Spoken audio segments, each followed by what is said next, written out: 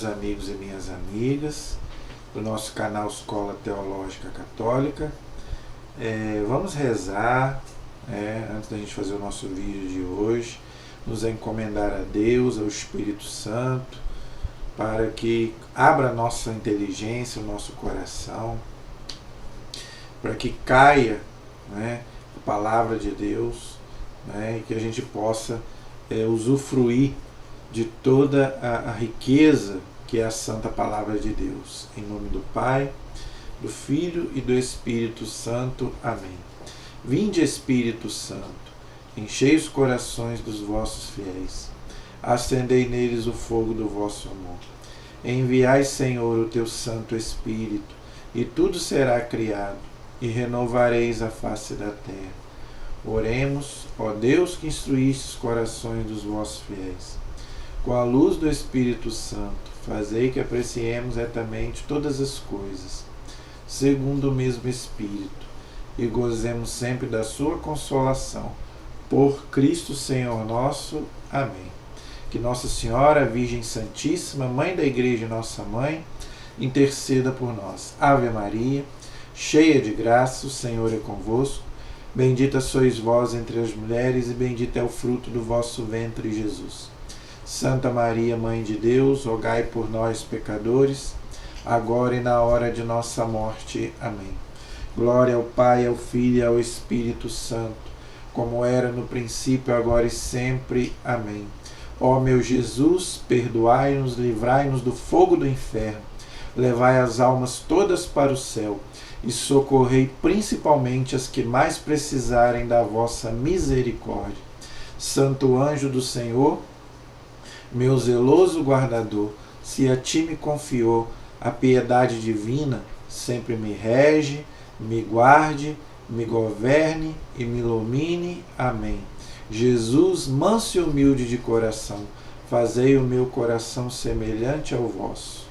Em nome do Pai, do Filho e do Espírito Santo. Amém. Boa noite, espero que todos estejam bem, na santa paz, nas bênçãos de nosso Senhor Jesus Cristo, para o lar de todos vocês. E eu pedi ao Espírito Santo que nos ilumine, para que nós possamos ter um bom entendimento da sua palavra, porque nós vamos continuar o estudo da palavra de Deus. Estamos estudando os livros históricos, começando os livros históricos da Bíblia, que são 16 livros históricos. Estamos só no primeiro, que é Josué. Nós vamos passar aí, por todos os 16 livros históricos da Bíblia.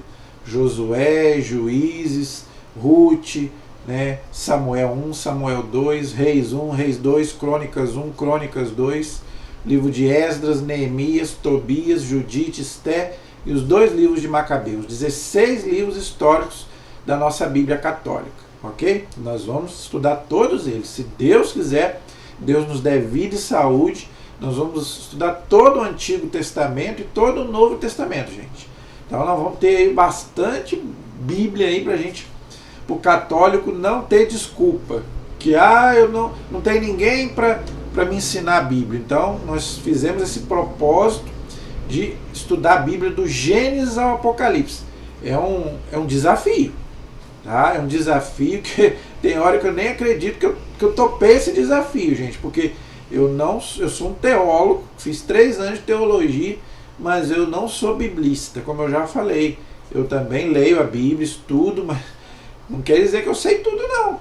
Então, se eu falar alguma coisa aí que não esteja de acordo com aquilo que a igreja ensina, pode colocar aí nos comentários aí, você falou aquilo ali e não é isso que a igreja ensina. Então, pode me corrigir aí. Eu não sou o dono da verdade, tá, gente? Eu procuro ler, interpretar de acordo com aquilo que eu aprendi com a igreja, que está nos livros que eu já estudei, no catecismo da igreja, nos documentos da igreja, tudo aquilo que eu sei que a igreja ensina. Agora, se por acaso eu sou ser humano, se eu falei alguma coisa aqui que não está de acordo com a doutrina católica, podem me corrigir aí nos comentários. Fique à vontade, ok? Então, eu não tenho problema nenhum aqui em voltar se eu falar alguma coisa que não está correta, ok? Agora, eu procuro ser bem fiel ao magistério da igreja, aquilo que eu aprendi com a igreja. Tá? Então, isso aqui é um estudo bíblico da Igreja Católica Apostólica Romana. Então, eu interpreto de acordo com a igreja. Não é a minha opinião. Jamais eu vou dar aqui a minha opinião, não. Tudo aquilo que eu interpretar aqui é aquilo que eu sei que, pelo menos, é aquilo que eu acho que a igreja interpreta, mas eu posso às vezes errar. Se eu errar, me corrijam, ok? Porque eu não quero, gente, ensinar a minha doutrina. Eu quero ensinar a doutrina da igreja que eu pertenço. E eu sou fiel à Igreja Católica Apostólica Romana. Entendeu? Então aqui não tem achismo. O que eu acho? Não. Aqui é a interpretação da Igreja Católica para a Sagrada Escritura, a Palavra de Deus, que não é fácil. A igreja, gente, ela mesma diz, não é fácil interpretar a Sagrada Escritura, principalmente o Antigo Testamento. É um desafio. Tem coisas que a igreja até tem a humildade em reconhecer que nem ela sabe. A igreja reconhece isso. A igreja não sabe tudo. Quando é que Jesus vai voltar? Ninguém sabe. Como vai ser o final dos tempos? Como que vai ser o juízo final? A igreja tem a humildade em reconhecer que ela não sabe tudo. Né? O pouco que ela sabe é o que está aí no catecismo da igreja, né? Nos documentos da igreja, dos papas. Né? Mas a igreja não sabe tudo. Entendeu? Se a igreja não sabe, a gente também não sabe. Entendeu? Então, eu que estudei 3 aninhos de teologia, vou querer saber mais do que a igreja que tem 2000 anos?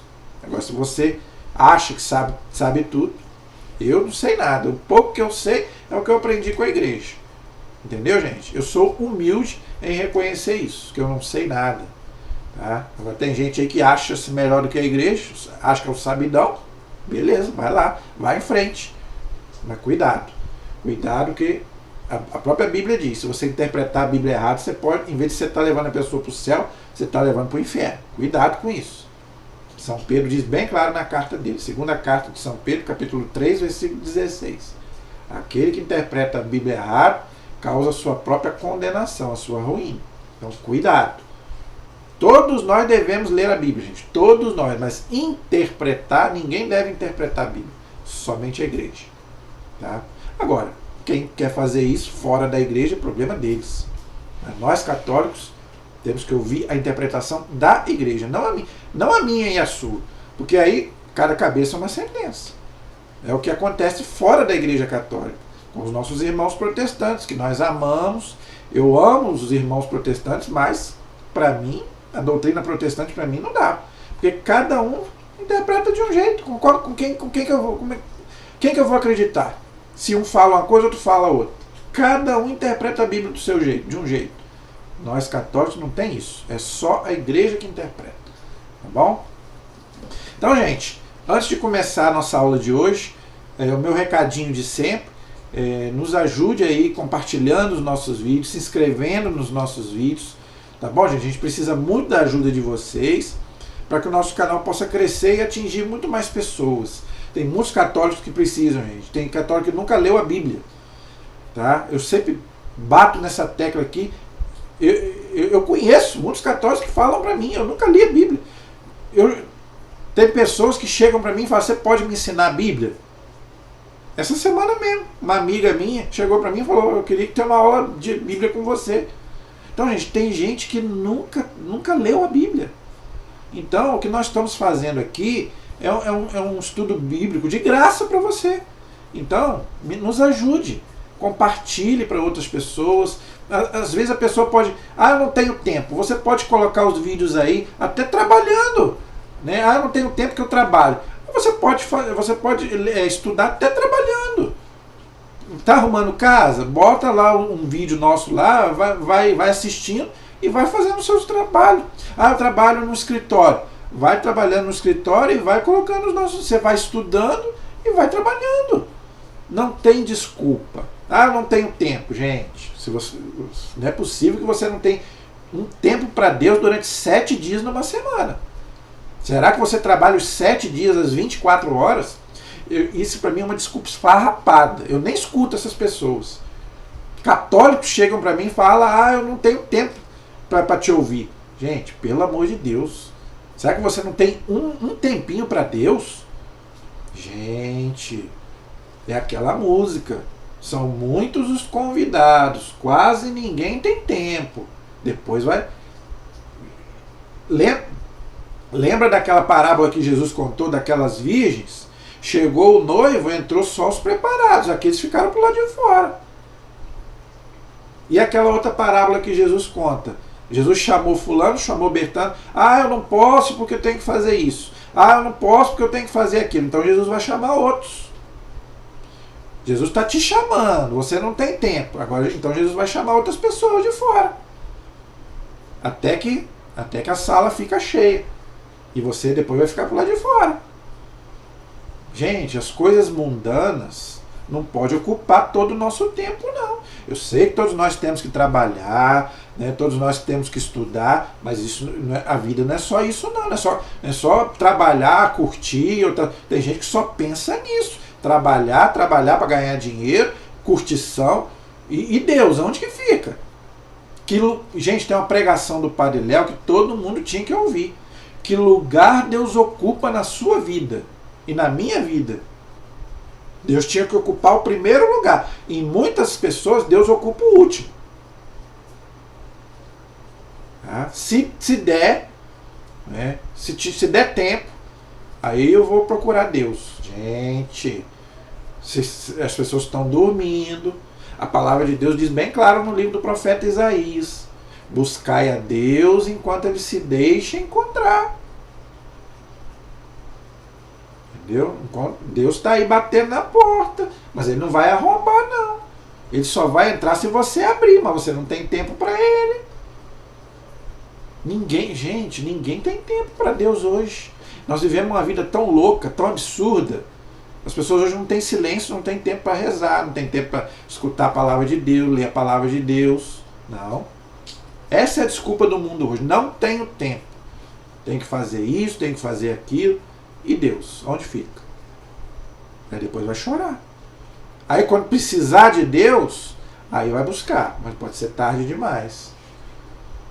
Não é?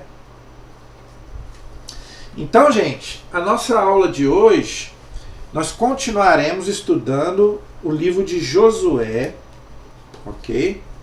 Nós estamos lendo o livro de Josué, que é uma continuação do Pentateuco. Josué foi aquele que entrou com o povo na terra prometida.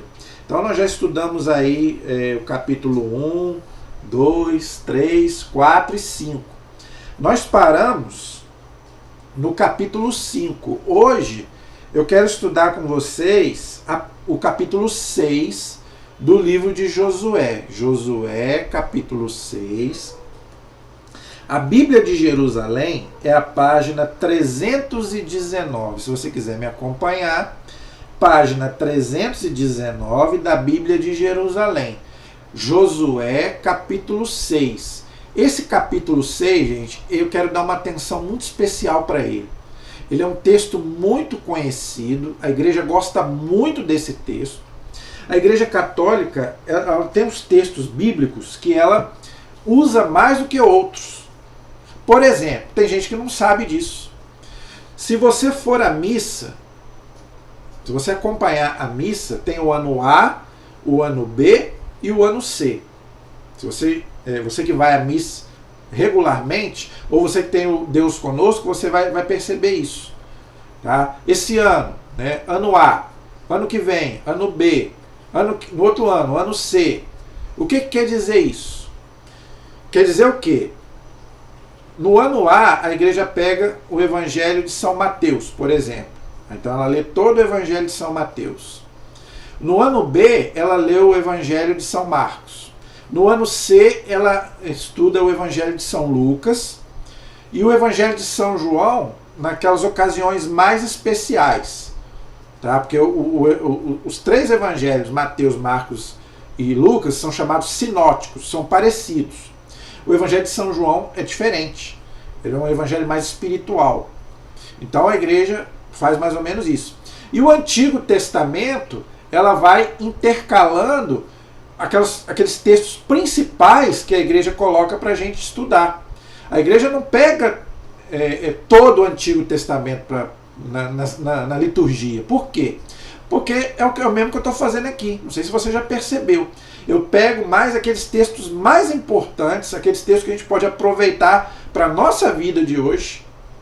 Claro, gente, que a Bíblia toda é palavra de Deus. Não estou dizendo isso. Desde o Gênesis ao Apocalipse é palavra de Deus. Mas, como eu já venho explicando aqui, tem muitos textos, principalmente do Antigo Testamento, que era para os judeus daquela época. Entendeu? Que não tem mais serventia para nós hoje. Guardar o sábado, não poder comer certos alimentos, carne de porco, por exemplo. Então tem muitas aquelas coisas do Antigo Testamento que para nós hoje já não vale. Tá? Aquelas genealogias que eu já falei aqui, fulano que é filho de fulano, que é fulano que é neto de Bertano, aquilo não precisa da gente abordar. Então a igreja também não aborda essas coisas na liturgia, a não ser Jesus. A genealogia de Jesus você pode ver que a igreja coloca na liturgia, mas dos outros a igreja não coloca. Então a igreja pega os textos mais importantes e ela coloca para a gente meditar. E esse texto de hoje é um texto que a igreja gosta muito e usa bastante, mesmo sendo do Antigo Testamento. Josué capítulo 6 fala da tomada de Jericó, daquela cidade que é considerada uma das cidades mais antigas do mundo. Hoje só tem lá as ruínas de Jericó. Então a igreja ela gosta muito desse texto, por quê? Ela traz para a nossa vida de hoje. Então por isso que eu quero abordar hoje. O que a igreja faz? Ela pega esse texto e ela traz para a nossa vida hoje. Então é isso que eu quero colocar hoje. Inclusive, a igreja usa num contexto do Novo Testamento. Porque, gente, o Antigo Testamento é isso. É uma preparação para o Novo, é uma prefiguração do Novo. Então, o que a igreja faz? Sabiamente, inspirada pelo Espírito Santo. Essa é a prova que o Espírito Santo guia a igreja. Então, o que a igreja faz? Ela pega aquele acontecimento lá do passado e ela traz para hoje, num contexto do Novo Testamento. Então, qual é o contexto desse texto que nós vamos ver daqui a pouco? Qual é o contexto hoje? O cerco de Jericó. Todo ano a igreja celebra o cerco de Jericó, não é verdade? Aqui na Matriz, se eu não me engano, não sei se é junho ou julho. Eu acho que é isso. Não me recordo o mês aqui na Matriz, mas todas as igrejas celebram o cerco de Jericó. O que é o cerco de Jericó? São 7 dias de oração que o Santíssimo fica exposto, ou seja, Jesus Eucarístico fica exposto durante 7 dias. A gente fica em oração, em vigília, fica ali 24 horas ali, a gente fica uma semana em oração, e no 7º dia, o que a igreja faz? O sacerdote, o padre, pega o Santíssimo e dá 7 voltas na igreja. Aqui na Matriz o padre faz isso. Então o Santíssimo vai à rua. Além do dia de Corpus Christi, nas ocasiões mais especiais, então nesse dia, no 7º dia do cerco de Jericó, o padre, já com o Santíssimo, dá 7 voltas, que simboliza o que, gente? As nossas orações, os nossos pedidos que vão, qual a muralha que nós temos que derrubar? Nós vamos ver aqui. As muralhas vão cair. Hoje, para nós é o quê? É a muralha da droga, é a muralha da prostituição, é a muralha dos pecados do mundo, da humanidade inteira. Não é todo vício. Qual é a muralha que a gente precisa derrubar? Entendeu? Então, hoje é um contexto muito mais espiritual do que físico. No Antigo Testamento, caiu as muralhas da cidade. Agora vai cair as muralhas do ódio, do ressentimento, de tudo aquilo que é de ruim. Às vezes você está amarrado naquilo ali, Deus vai te libertar. As muralhas vão cair, se você tiver fé. E eu quero, antes de ler a passagem, que é muito bonita, eu quero colocar aqui uma coisa que aconteceu com o Papa João Paulo II, que amava o cerco de Jericó. Ele gostava muito desse texto de Josué e ele gostava muito que se fizesse na igreja o cerco de Jericó. E o que aconteceu na época do Papa João Paulo II, São João Paulo II, que hoje é santo para nós? que aconteceu? O Papa queria visitar a sua terra natal. Todo mundo sabe que o Papa São João Paulo II era polonês.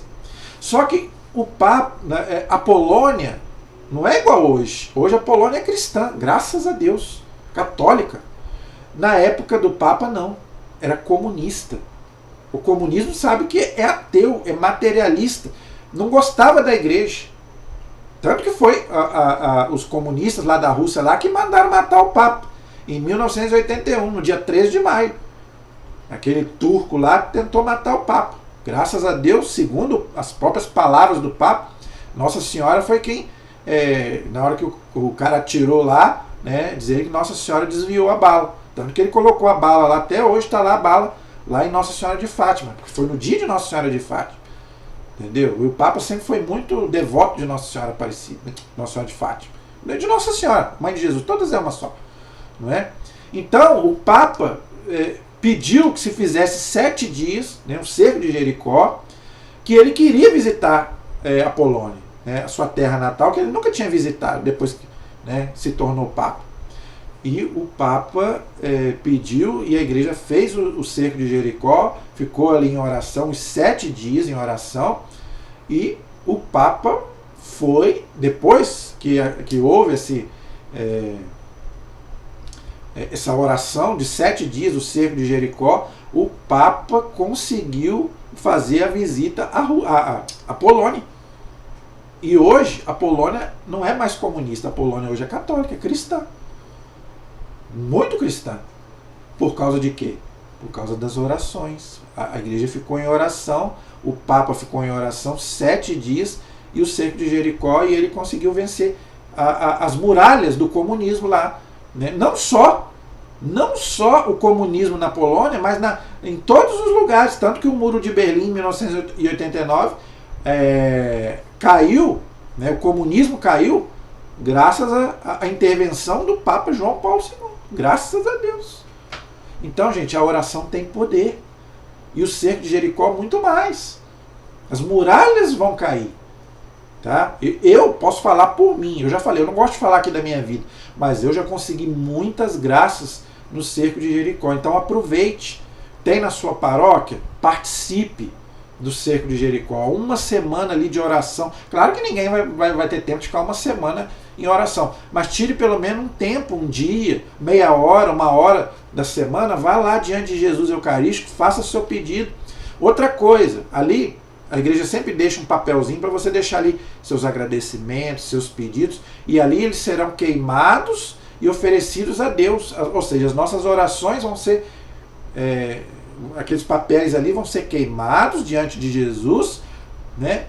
E aquela fumaça ali vai subir até Deus. Ou seja, as nossas orações, está lá no Apocalipse. O Apocalipse diz isso. As orações dos santos que sobem até Deus. O santo, gente, não é só aquele que está canonizado, não. Nós também, a palavra santo quer dizer separado. Entendeu? Então, gente, a nossa oração também tem poder. Se você pede com fé, você vai conseguir derrubar. Não sei qual é a muralha que está na sua vida, não sei. Pode ser um filho seu que está na droga, na prostituição, não quer saber de Deus. Ah, meu filho não quer saber de Deus. É uma muralha que pode ser derrubada pelo poder da... Tudo pode ser mudado pela oração, gente. Eu fiz um vídeo aí sobre isso. A oração tem poder. A Bíblia diz, a oração do justo tem eficácia. Tá? A oração do justo tem eficácia diante de Deus. O justo vive pela fé. Entendeu? Então, gente, as muralhas vão cair, mas você tem que ter perseverança. Por isso que é 7 dias. Ali, Jesus falou, aquele que perseverar até o fim será salvo. Então vamos lá, vamos ver esse texto maravilhoso aí, tá? De Josué capítulo 6. Vamos lá. A conquista de Jericó. Primeiro vai falar da teofania. O que é teofania? Manifestação de Deus. Deus se manifestava, às vezes, na nuvem, não é? No fogo. Isso aí são simbologias que a Bíblia chama de teofania, manifestação divina. Ok? Encontrando-se Josué em Jericó, levantou os olhos e viu um homem que se achava diante dele, com uma espada desembainhada na mão. Josué aproximou-se dele e disse-lhe: És tu dos nossos ou dos nossos inimigos? Ele respondeu: Não, mas sou chefe do exército do Senhor e acabo de chegar. Josué prostrou-se com o rosto por terra, adorou e disse-lhe: Que tem a dizer o meu senhor a meu servo? O chefe do exército do Senhor respondeu a Josué: Descalça as sandálias dos teus pés, porque o lugar em que pisas é santo. E assim fez Josué. Então, gente, não sei se você percebeu que é um texto muito parecido com Êxodo capítulo 3, Moisés e a sarça ardente. Compare lá Êxodo capítulo 3 com Josué capítulo 6. O texto parecido. Moisés chega ali na sarça e Deus fala com ele: aqui é uma terra santa, tira a sandália dos teus pés. Aqui é a mesma coisa, Deus falando com ele. Aqui o lugar que você está pisando é uma terra santa, tira a sandália dos pés. É um sinal de respeito com Deus. Olha como é que com Deus a gente tem que ter respeito. E você?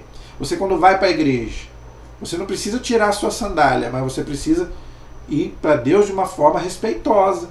Então você não deve ir para a igreja de qualquer jeito. No Antigo Testamento tinha esse costume. Antigamente as mulheres colocavam um véu em sinal de respeito a Deus. Hoje não é mais obrigatório.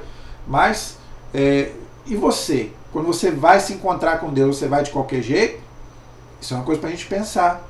Gente, a gente tem que ter respeito, porque a gente vai para a casa de Deus. Tem gente que vai para a missa, acha que vai para o baile, acha que vai para a praia. Eu gostava muito de um padre amigo meu. Eu vou dizer o nome dele aqui, porque eu vou falar, o que eu vou falar aqui não tem nada e eu tenho certeza que ele não vai ficar bravo comigo. Padre Jurandir, da Santa Rita. Ele falava das santas mulheres, quando forem para a missa, se vestir adequadamente. Os homens também, claro, mas principalmente as mulheres, que tem mulher que, pelo amor de Deus, vai com decote. O Padre Léo também falava muito sobre isso, aqueles morrinhos aparecendo, sentar, na hora de cruzar as pernas, cuidado, dependendo da roupa que você for usar. Gente, tem gente que vai para a igreja que, pelo amor de Deus, entendeu? Gente, a gente está indo para a casa de Deus. Olha o respeito, olha como é que os judeus tinham respeito por Deus, nos lugares sagrados. O povo não ia de qualquer jeito, não. Vai nas sinagogas dos judeus aí, vê se eles vão de qualquer jeito, com o corpo todo tampado. Como é que os nossos irmãos protestantes vão para o culto? O pastor de terno e gravata. E as mulheres também com a roupa decente. E as mulheres católicas? Parece que vão para o baile, parece que vão para a festa. Entendeu? Quantas vezes eu já ouvi essa frase? Eu não gosto de ir à missa à noite, de domingo, porque parece um desfile de moto. Quantas vezes eu já ouvi isso? Claro que eu vou na missa por causa de Jesus, eu não vou para reparar a roupa do outro, mas tem hora que a gente até entende, porque tem pessoas que realmente acham que é um desfile de moda, acham que a missa é um desfile de moda, acham que casamento é um desfile de moda. Tem pessoas que são mais preocupadas com a roupa que vão vir, aliás, todos os sacramentos. Eu vejo muito isso na igreja católica, isso me entristece muito. As pessoas se preocupam mais com a roupa que vai vestir do que com o sacramento. Eles não estão preocupados com o sacramento. Eu já vi gente brigando com o outro por causa de roupa. O que eu vou vestir? Gente, se você não sendo uma roupa indecente, você pode ir de qualquer jeito. Eu não estou nem aí pela roupa que eu vou vestir. Se tiver bem, não tiver, eu me preocupo em me vestir decentemente. Mas não importa. Tem gente que se preocupa com a veste que vai vestir. Entendeu? Então não podemos ser nem 8 e nem 80. Não podemos ir para a igreja também pelados, de qualquer jeito, mostrando tudo, mas também a gente não precisa ter um exagero também. Eu tenho que botar o terno mais caro do mundo. Não. Claro que num casamento você pode até botar um terno, não tem problema nenhum. Mas também não precisa se exagerar.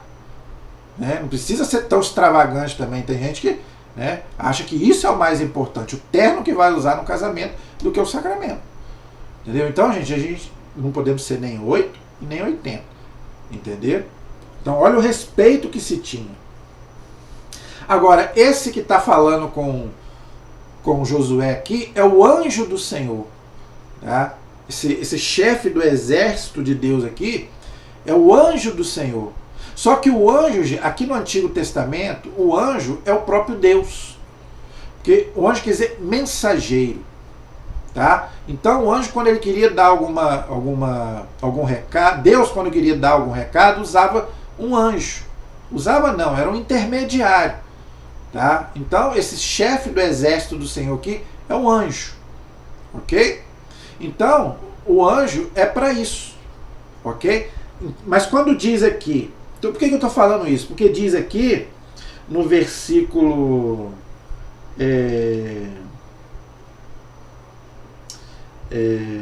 no versículo 14, fala que Josué prostrou-se com o rosto por terra, adorou e disse-lhe: que tem a dizer o meu senhor a teu servo? Então, veja, mesmo sendo um anjo, quando diz aqui que Josué adorou, não adorou o anjo, adorou a Deus, porque o anjo representava o próprio Deus. Tá? Nós só podemos adorar a Deus. Tá? Então, às vezes, pode. Por isso que eu estou. Tá vendo como é que é difícil? Quem lê isso aqui vai achar que Josué estava adorando o anjo. Não. Josué está adorando a Deus, que estava ali representado pelo anjo. Entendeu? Nós não podemos adorar nada, nem a ninguém, a não ser a Deus. É um culto de latria. Senão vira idolatria, que é um pecado grave. Tá? Mas aqui, o próprio Deus, né, era representado pelo anjo, mas a adoração é a Deus, não ao anjo. O anjo é uma criatura.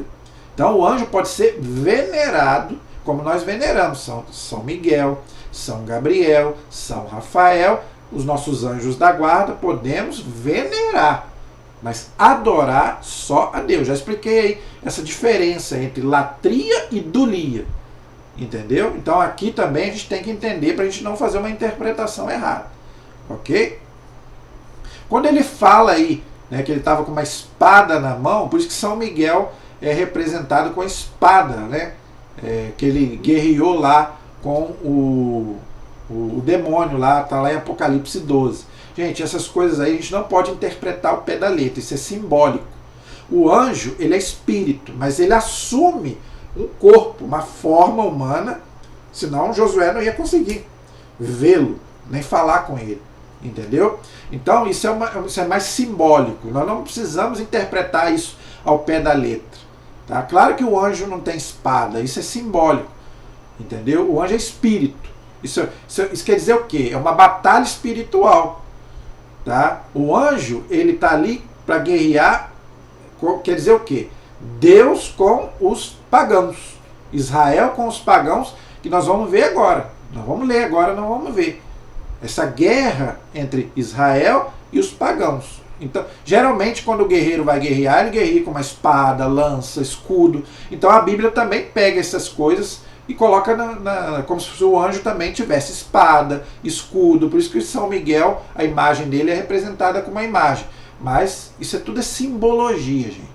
Assim como o demônio é representado lá com tridente, com chifre, com rabo. Mas o demônio não tem nada disso. O demônio é um anjo. O anjo não tem corpo. Isso tudo é simbólico. Quando a gente é criança, né, a gente vê o anjo com asinha, né, criança, aquela coisa toda, mas isso tudo é simbologia. Tá? Eu já fiz um vídeo aqui sobre os anjos. Então, se você quiser aprender mais sobre os anjos, está aí no nosso canal. Tá? Os anjos, eles são espíritos. Então, às vezes, para representar de uma forma humana, então a Bíblia coloca o anjo com espada, escudo, com asa, não é? Mas o anjo não tem nada disso. O anjo é espírito. Ele não tem corpo. Ele assume um corpo para trazer a mensagem de Deus, mas ele não tem um corpo. Ok? Ele é puro espírito. Tá bom? Tomada de Jericó. Então agora Josué vai tomar a cidade de Jericó. Ok? Ora, Jericó estava fechada e trancada com ferrolhos contra os israelitas. Por quê? Ali quem dominava eram os pagãos. Estava cheio de pagãos ali. Tá bom? Contra os israelitas. Ninguém podia sair nem entrar. O Senhor disse então a Josué: Vê, entrego nas tuas mãos Jericó. o seu rei e os seus homens de guerra. Vós todos os combatentes, dai volta ao redor da cidade, cercando-a uma vez, e assim fareis durante 6 dias. Por isso que eu falei aqui do cerco de Jericó, a gente ficar em oração durante 6 dias, ok? 7 sacerdotes levarão diante a arca, tá vendo? Então, assim como no Antigo Testamento o sacerdote carregava a arca, hoje é carregado o Santíssimo, no cerco de Jericó. Por isso que a arca representa o nosso Santíssimo hoje, ok? 7 trombetas de chifres de carneiro. 7, gente, é um número que significa perfeição, plenitude. No 7º dia, rodeareis a cidade 7 vezes. Por isso que hoje o padre, né, no 7º dia, dá 7 voltas na igreja com o Santíssimo. E os sacerdotes tocarão as trombetas. E quando tocarem com o povo, e quando tocarem com o chifre de carneiro, e assim ouvires o som da trombeta, todo o povo lançará um grande grito de guerra, e as muralhas da cidade cairão, e o povo subirá, cada um no lugar à sua frente. Então, hoje, para nós, o povo vai clamar o quê? Oração. O povo todo unido em oração para clamar para que as muralhas caiam. Qual muralha? A muralha do pecado, a muralha dos vícios, de tudo aquilo que é de ruim. Entendeu? Então, hoje é um contexto mais espiritual. Ok? Josué, filho de Num, chamou os sacerdotes e disse-lhes: tomai a arca da aliança, e os 7 sacerdotes tomem 7 trombetas de chifre de carneiro e precedam a arca do Senhor. Depois disse ao povo: passai e dai volta à cidade, e os guerreiros marchem diante da arca do Senhor. Procissão. Eu já falei na aula passada, tem gente que fala que procissão não tem na Bíblia. Aí, o que mais tem no Antigo Testamento é procissão. Entendeu? Foi feito como Josué havia dito ao povo. 7 sacerdotes, levando as 7 trombetas de chifre de carneiro diante do Senhor, passaram e tocaram as trombetas, e a arca da aliança do Senhor vinha atrás deles. Os guerreiros iam na frente dos sacerdotes, que tocaram as trombetas, e a retaguarda seguia atrás da arca, e marchando tocavam as trombetas. Josué, porém, havia dado ao povo a seguinte ordem: não griteis, nem façais ouvir a vossa voz, e não saia da vossa boca palavra alguma, ou seja, fique em silêncio. Então é isso que a gente faz. Diante de Jesus, do Santíssimo ali, a gente fica rezando em oração durante 6 dias, em silêncio. É isso que a gente faz. Até o dia em que eu vos disser: lançai o grito de guerra. Então lançareis o grito de guerra. Então, no 7º dia, quando o padre dá a volta ali com o Santíssimo, aí a gente, na procissão ali, o povo clama, faz a oração em voz alta. Entendeu? Mesmo, né, que Josué fez aqui no Antigo Testamento, nós fazemos hoje, só que de uma outra forma. Agora não é mais a Arca da Aliança, agora é o Santíssimo, que vai à nossa frente. O próprio Jesus Eucarístico, corpo, sangue, alma e divindade, levado pelos sacerdotes da igreja, é quem, né, leva em procissão. Assim a arca do Senhor rodeou a cidade, contornando-a uma vez, e depois voltaram ao acampamento onde passaram a noite, ou seja, a igreja. Né? Josué levantou-se muito cedo, e os sacerdotes tomaram a arca do Senhor. Os 7 sacerdotes, munidos de 7 trombetas de chifre de carneiro, e marchando na frente da arca da aliança, tocavam a trombeta durante a marcha. Os homens de guerra iam diante deles, e a retaguarda seguia a arca do Senhor.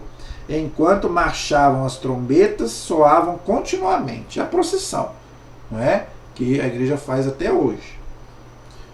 No 2º dia, rodearam uma vez a cidade e voltaram ao acampamento. E assim fizeram durante 6 dias, ou seja, as orações que nós fazemos até hoje. Né? No 7º dia, levantaram-se ao romper da aurora e de igual maneira rodearam a cidade 7 vezes. As 7 voltas que então que o sacerdote faz, né?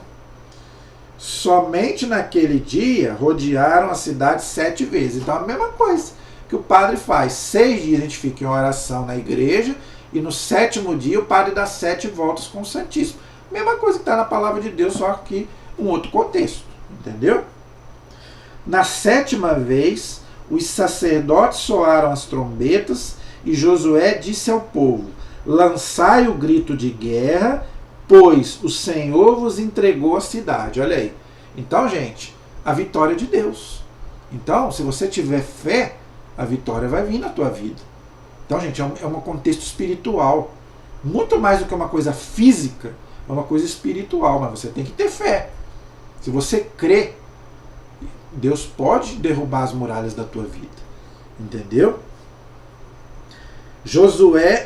Jericó entregue ao anátema. Anátema quer dizer excomungado, fora. Não é? A cidade que é de Jericó, será consagrada como anátema, ou seja, excomungada. Né? Por quê? Porque fez oposição a Deus. Os reis eram pagãos, não queriam saber de Deus. Né? Tinha muita idolatria, essas coisas. Anátema ao Senhor, ou seja, excomungada, com tudo que nela existe. Somente Raabe, a prostituta, nós vimos, né, sobre ela lá no capítulo 2, viverá, e todos aqueles que estiveram com ela na sua casa, porque ocultou os mensageiros que enviamos.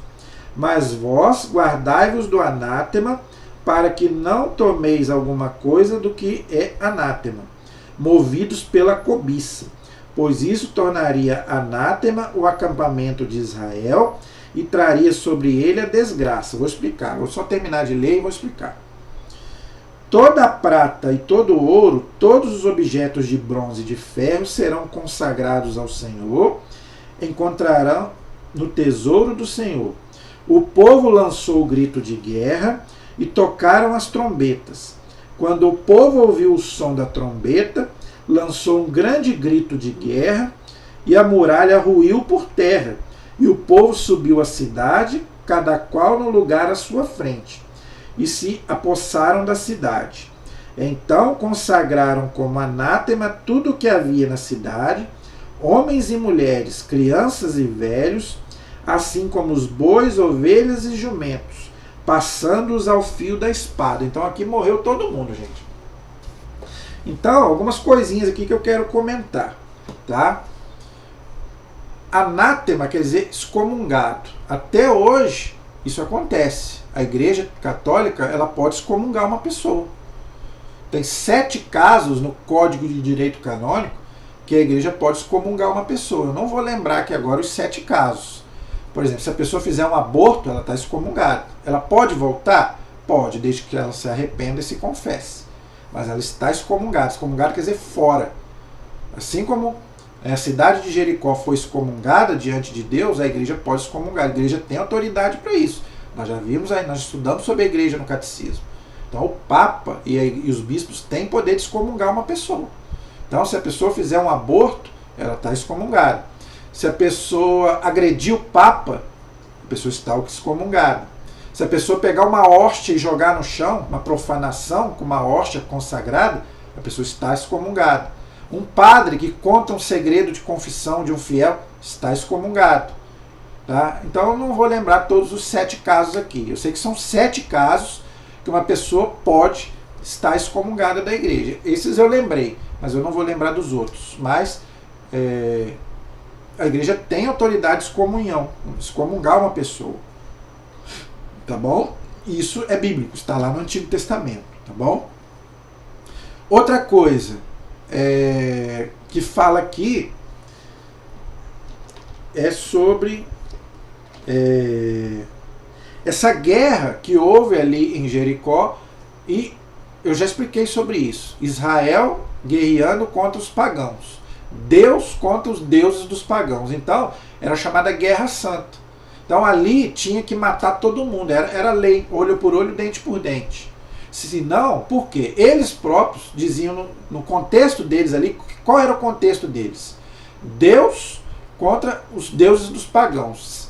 Então, eles acreditavam o seguinte, né? Se a gente não matasse todo mundo, Deus ficava bravo.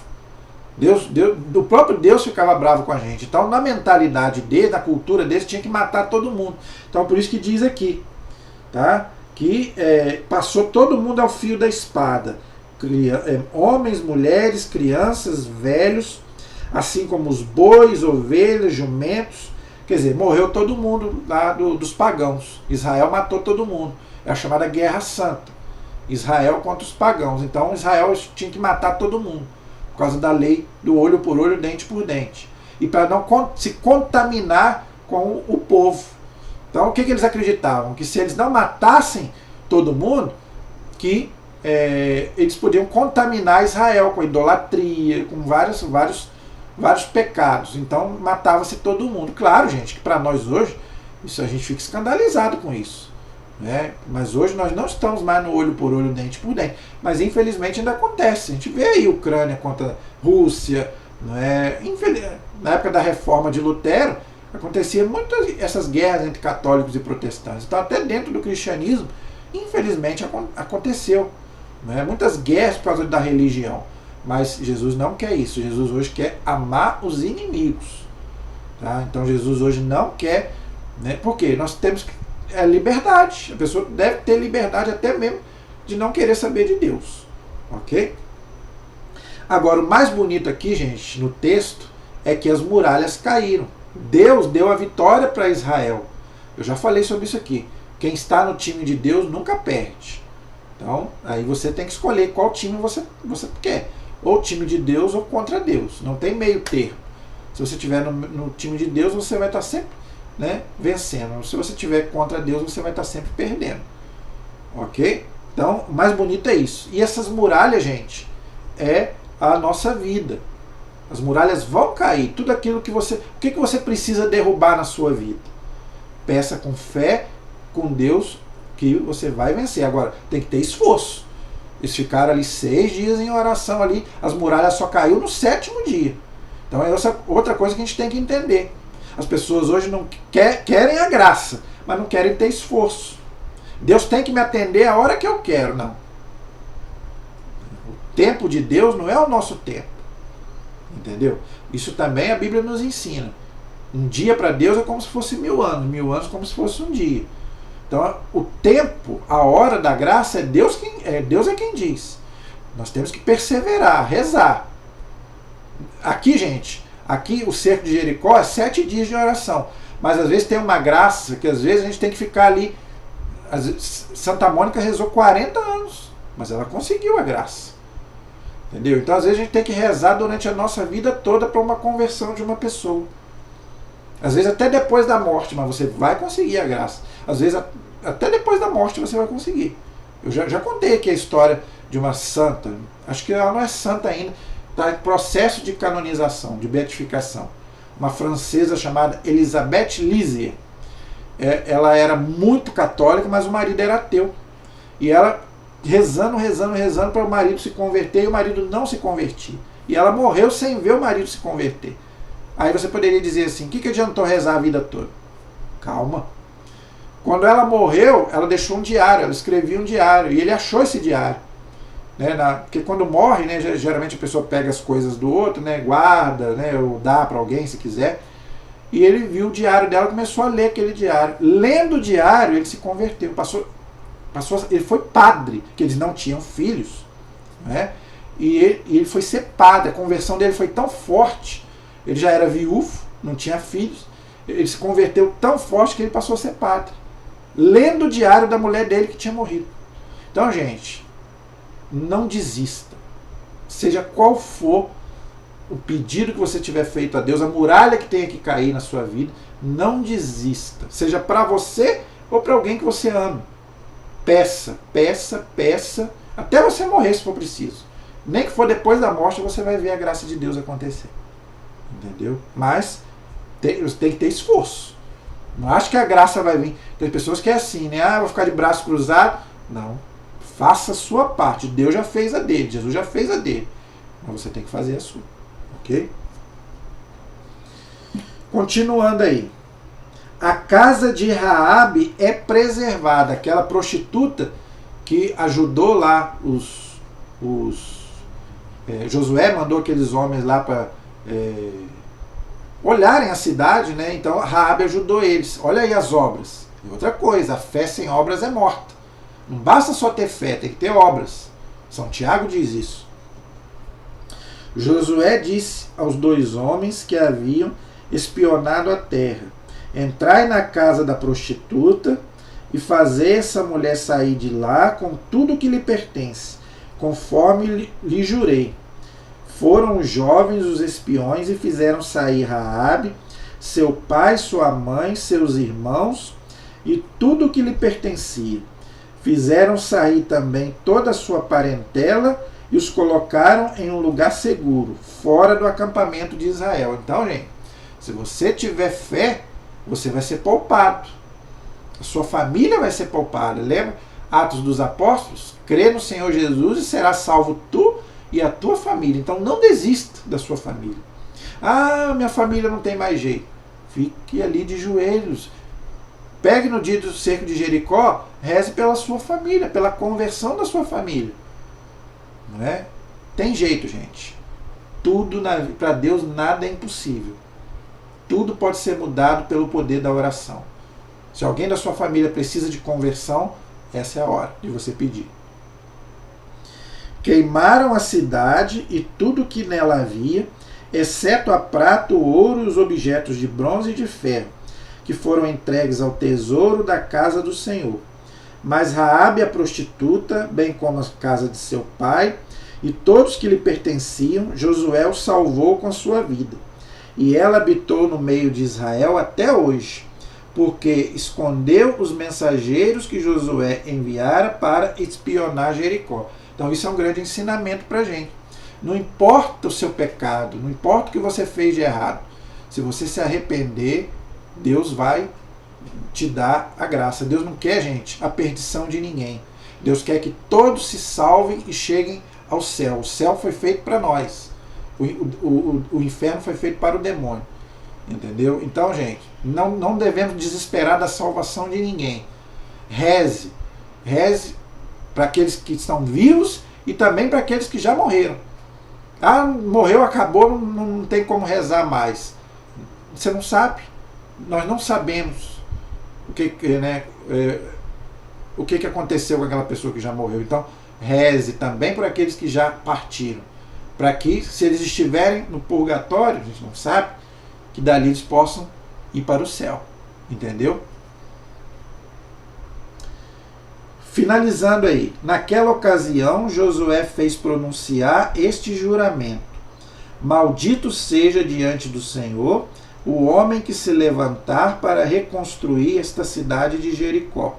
Lançará seus fundamentos sobre o seu primogênito e colocará suas portas sobre o seu filho mais novo. E o Senhor esteve com Josué, cuja fama se divulgou por toda a terra. E realmente até hoje Jericó não foi reconstruída. Está lá as ruínas lá de Jericó. Ok? Então, gente, espero que vocês tenham gostado da nossa aula de hoje. Tá bom? Então, hoje eu fiquei só no capítulo 6, porque ele é muito importante, gente. E ele traz um ensinamento valioso para a nossa vida espiritual. Tá? Então, que você possa que você possa viver o próximo cerco de Jericó esse ano. Quem sabe você vai viver de uma forma totalmente diferente. Não é? Então, viva de uma forma mais espiritual. Ok? Então, na próxima aula sobre estudo bíblico, a gente vai continuar estudando o livro de Josué. Aí nós vamos para o capítulo 7, se Deus quiser. Amém? A nossa proteção está no nome do Senhor, que fez o céu e fez a terra. Estivemos e permaneceremos unidos, em nome do Pai, do Filho e do Espírito Santo. Amém.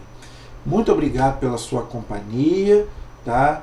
Que Deus possa abençoar a tua vida, a vida da tua família, e todas as muralhas que precisam ser derrubadas sejam derrubadas na tua vida, e você possa ver a vitória de Deus na tua vida. Amém? Deus abençoe a todos, até a próxima, se Deus quiser.